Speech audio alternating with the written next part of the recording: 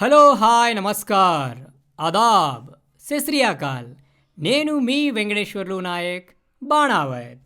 కేంద్ర సాహిత్య academy award విజేత జీవశాస్త్రవేత్త డాక్టర్ దేవరాజ్ మహారాజ్ గారు సంత్ కబీర్ మానవవాదం అనే శీర్షికన రచించిన సంపాదకీయం 8 PM ప్రేక్షకుల కోసం పాడ్కాస్ట్గా. సాధారణ శకం 15వ శతాబ్దానికి చెందిన సంత్ కబీర్ దాస్ బహుజన జాతి తాత్వికుడు, కవి. ఆనాటి సామాజిక స్థితిగతులపై తన దృఢమైన అభిప్రాయాలని వెలిబుచ్చినవాడు. విచారించవలసిన విషయం ఏమిటంటే 6 శతాబ్దాల తర్వాత నేటి సమాజంలో జన బాహుళ్యం ఆయన ఆలోచనలతో పోలిస్తే ఇంకా వెనకబడే ఉన్నారు. ఇంకా మూఢనమ్మకాల్లో మునిగి తేలుతున్నారు. ఇంకా బ్రాహ్మణవాద కుట్రల్లోంచి బయట పడలేకపోతున్నారు. సంత్ కబీర్ దాస్ తన భావాలని ఆనాటి హిందీ భాషలో నాటి స్థితిగతుల్ని దోహే అనే కవితా ప్రక్రియలో ప్రకటించాడు. అందులో కొన్ని నేనిక్కడ పొందుపరుస్తున్నాను. హిందీ తెలిసిన వారికి అర్థం చేసుకోవడం సులభమే.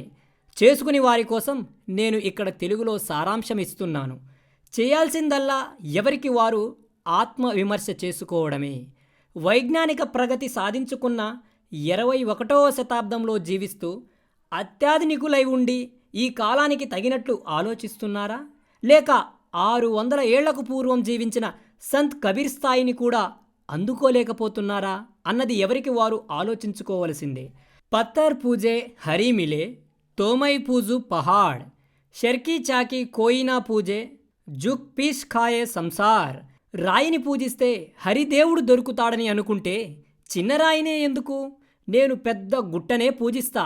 అయినా దేవుడు కనబడడం అన్నది అబద్ధం. అయితే ఇంట్లో రోజు ధాన్యాన్ని పిండిగొట్టి ఆకలి తీర్చే విసుర్రాయి కూడా రాయే. దాన్ని ఎవరూ గుర్తించరు. అవసరమైన వాటిని వదిలేసి అనవసరమైన వాటికి ప్రాధాన్యతమిస్తున్నారని సంత్ కబీర్ చెబుతున్నాడు. ప్రాణాన్ని నిలబెట్టేది, జీవితాన్ని కొనసాగించేది విసుర్రాయి. అది ఓ మూలపడి ఉంటుంది. విసుర్రాయితో పోలిస్తే పూజించే రాయికి ఏమాత్రం విలువ లేదన్న సత్యాన్ని ఆయన స్పష్టంగానే చెప్పాడు. మాటిక ఏక్ నాగ్ బనాకే పూజే లోగ్ లుగాయే, జిందా నాబ్ జబ్ ఘర్ మే లికలే లేలారి ధమ్ కోయే. మట్టితో నాగుపాము బొమ్మ చేసుకుని ఇంట్లో పూజించే జనం నిజంగానే పాము ఇంట్లోకొస్తే ఏం చేస్తారు? పూజిస్తారా? కర్ర తీసుకుని బయటికి తరిమివేస్తారా? లేదా చితక్కొట్టి చంపేస్తారా? తమ క్షేమం తాము చూసుకుంటారు. దీనితో ఏమర్థమవుతుంది? నిజాన్ని పారద్రోలి అబద్ధాన్ని పూజించడం మనుషుల లక్షణం అని తెలుస్తోంది కదా. ఎందుకీ పిచ్చి ప్రవృత్తి? ప్రేమ, సమర్పణ భావం లేకుండా ఊరికే భయపడి దైవాన్ని పూజించడం మూర్ఖత్వం కాదా అన్నది కబీర్ భావన.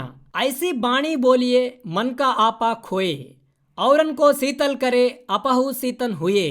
ఎదుటివాడు ఏ జాతివాడు, ఏ మతం వాడు, ఏ ప్రాంతం వాడు అనేది చూడకుండా మనిషిని మనిషిగా గుర్తించి ప్రేమతో గౌరవంగా మాట్లాడితే మీ ఇద్దరి మధ్య సంబంధం చల్లగా ఉంటుంది. అనవసరంగా ఎదుటివాణ్ణి అగౌరవపరుస్తూ కోపం వెళ్ళగక్కితే ఎదుటివాడు కూడా అదే పని చెయ్యవచ్చు కదా. అప్పుడు మీ పరిస్థితి ఏమిటి? మీ విలువ, మీ గౌరవం ఎక్కడ ఉంటుంది? ఈ చిన్న విషయం పాటించకనే కదా మన సమాజంలో మనువాదులు మనుష్యుల మధ్య అగాధాలు పెంచింది.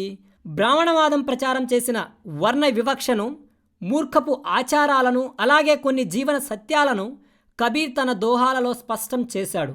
అప్పటికీ నాస్తికవాదం, హేతువాదం, మానవవాదం లాంటి పదాలే పుట్టలేదు.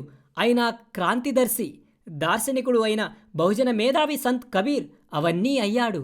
తన సమకాలీన ప్రజ్ఞానికాన్ని ఆలోచించమని కోరాడు. ఇన్నేళ్ల తర్వాత ఇప్పటికీ ఆదర్శంగానే నిలబడి ఇకనైనా మేల్కొనండి, మీరేమిటో మీరు గుర్తించుకోండి అని మనల్ని హెచ్చరిస్తున్నాడు. మనుషులంతా ఒక్కటే అని గ్రహించండి, భేదభావం విడనాడండి, మనుషుల మధ్య ప్రేమ ఆప్యాయతలను నిలుపుకోండి అని ఎలుగెత్తి చాటుతున్నట్లు అనిపిస్తోంది. ఈ కాలానికి కూడా ఆయన స్ఫూర్తి ప్రదాతేనన్నది మనం గుర్తుంచుకోవాలి. మల్మల్ ధోయే శరీర్ కో ధోయే న మనక్ మైల్, సహాయ గంగా గోమతి రహే బైల్ కా బైల్. మనసులోని మైలను శుభ్రం చేసుకోకుండా గంగా గోమతి వంటి నదులలో స్నానం చేస్తే పుణ్యం వస్తుందని, మోక్షం లభిస్తుందని జనాన్ని ఊదరకొట్టిన వైదిక మత ఆచారాలను ఎద్దేవా చేశాడు కబీర్ దాస్. మనసులోని కల్మషాన్ని పోగొట్టుకోకుండా మనుషు నిర్మలం చేసుకోకుండా వరుసబెట్టి నదీ స్నానాలు చేసినంత మాత్రాన ఏం లాభం? ఖరీదైన మల్మల్ గుడ్డను ఉతికినట్టు సున్నితంగా సుతారంగా ఈ శరీరాన్ని పైపయ్యే ఉతికితే ఏం లాభం? ఎన్ని పవిత్ర స్నానాలు ఆచరించినా ఎద్దు ఎద్దులాగే ఉంటుందని ఎద్దేవా చేశాడు. ఎద్దు బలమైందే, బ్రాహ్మణవాదము బలమైందే, కానీ వాటికి మనిషిలా ఆలోచించే మెదడు లేదు కదా. హిందూ కహే మోహి రామ్ ప్యార్, तुर कहे रहमान, आपसे మై దోవి లడి ముయే, మరంనే కోవు జాన్. హిందువులు తమకు రాముడు ఇష్టమని అంటారు, ముస్లింలు రెహమాన్ అని అంటారు. ఈ అభిప్రాయ భేదాలతో ఇరు వర్గాలు తన్నుకు చస్తారు. పరిష్కార మార్గం వారికి తెలియడం లేదు. శతాబ్దాలుగా ఇది చూస్తూనే ఉన్నాం. మతాల పేరుతో ఘర్షణలు మాని మతాలకు అతీతంగా మానవవాదులుగా మారడం ఒక్కటే పరిష్కారం. కబీర్ కహే ఏ జంగ్ అందా, ఆందీ జైసీ గయా, బచడాదాసో మురగయ, ఘుటీ ఛాయ్ లఠాయే. సమకాలీన ప్రపంచంలో, ముఖ్యంగా మన దేశంలో ప్రభుత్వాల పనితీరుకు దీన్ని అన్వయించుకోవచ్చు. ఆవు దూడ చనిపోతే గడ్డితో ఆవు దూడ బొమ్మను తయారు చేసి ఆవును మోసం చేసి పాలు పితుక్కుంటారు కదా. అలాగే ప్రజలకు అందించవలసింది అందించకుండా వారి నుండి లాక్కునేది లాక్కోవడం నేటి రాజకీయ వ్యవస్థ చేస్తున్న పని.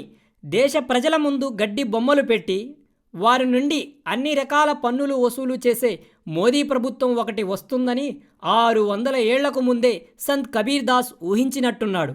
కవి దార్శనికుడు కావడం అంటే ఇదే. కబీర్ దాస్ కవితల్లో ఏ ఒక్కటి తీసుకున్నా అది ఆనాటి సమాజ రుగ్మతల్ని చీల్చి చెండాడడం కనిపిస్తోంది. 100 ఏళ్లు గడిచినా ఆ రుగ్మతులుగానే కొనసాగుతున్నందుకు మనమంతా సిగ్గుపడాలి. ఆయన కవితా చరణాల వెంట నడుస్తూ అందులో భావం, బాహుకత, అంతకు మించి సమాజ శ్రేయస్సుకు ఆయన ఎంత తపించారో అర్థం చేసుకోవలసి ఉంది. వారణాసికి చెందిన ఈ కవి ఆలోచనలు హిందువులను, ముస్లింలను, సిక్కులను బాగా ప్రభావితం చేశాయి. ఆయన జీవించిన కాలంలో ఆయనపై దాడులకు దిగిన హిందువులున్నారు, ముస్లింలు ఉన్నారు. ఆయన మరణాంతరం ఆయన తమవాడేనని ఈ ఇరు వర్గాలు వదిలేసి ప్రకటించుకున్నాయి. ఆయన మాత్రం తన రచనల్లో అన్ని మతాల మత పిచ్చిని తీవ్రంగా దూషించాడు. కబీర్ ఆలోచనలకు సిక్కు మత గురువు గురునానక్ ప్రభావితమయ్యాడని చెబుతారు. అందుకే కాబోలు వారి మత గ్రంథంలో ఈయన ఆలోచనలకు చోటు దొరికింది. విశ్వకవి రవీంద్రుడు కూడా కబీర్ భావనలకు ముగ్ధుడై కొన్నిటిని అనువదించాడు. నిజాన్ని బ్రతికించుకుంటేనే మనిషి ప్రశాంతంగా బ్రతకగలడు అన్నది కబీర్ బోధనల సారాంశం. ఇది కబీర్ దాస్ యొక్క ఆలోచన విధానం. సమాజ శ్రేయస్సు కోసం 600 సంవత్సరాలకు పూర్వమే మానవ జీవనం ఎలా ఉండాలి, మనిషి ఎలా జీవించాలి, అంధత్వం నుంచి, మూఢనమ్మకాల నుంచి బయటకు వచ్చి మనిషిని మనిషిగా ప్రేమించి, మనిషిని మనిషిగా గౌరవించి, మనుషులంతా ఒకటే అనే భావనతో కలిసి మెలిసి ముందుకు సాగితేనే ఏదైనా సాధ్యమవుతుందని, ప్రజలు తమ మధ్య ఉన్నటువంటి భేదాభిప్రాయాలను విడనాడి తామంతా ఒక్కటే అనే భావనతోనే ముందుకు వెళితేనే మానవ జాతి శ్రేయస్సుకు అది పునాదని ఆనాడే తెలిపినటువంటి కబీర్ దాస్ యొక్క జీవిత విశేషాలు, ఆయన చేసినటువంటి రచనలు, అలానే ఆయన మానవజాతి శ్రేయస్సు కోసం తపించిన విధానాన్ని ఈ పాడ్కాస్ట్లో మీకు తెలియజేశాను. ఈ పాడ్కాస్ట్ మీకు నచ్చిందని నేను భావిస్తున్నాను. మీకు నచ్చినట్లయితే ఈ పాడ్కాస్ట్ని లైక్ చేయండి. అలానే మీ సన్నిహితులతో ఇలాంటి ఇంట్రెస్టింగ్ అంశాలను పంచుకోవడం కోసం వారికి షేర్ చేయండి. అలానే ఇలాంటి ఇంట్రెస్టింగ్ అంశాల కోసం ఎప్పటికప్పుడు వాటి గురించి తెలుసుకోవడం కోసం మన యూట్యూబ్ ఛానల్ని సబ్స్క్రైబ్ చేయండి. అలానే మన ఛానల్లో వచ్చేటువంటి లేటెస్ట్ అప్డేట్స్ కోసం పక్కనే ఉన్న గంటా సింబల్ని నొక్కండి. జై భీమ్, జై భారత్.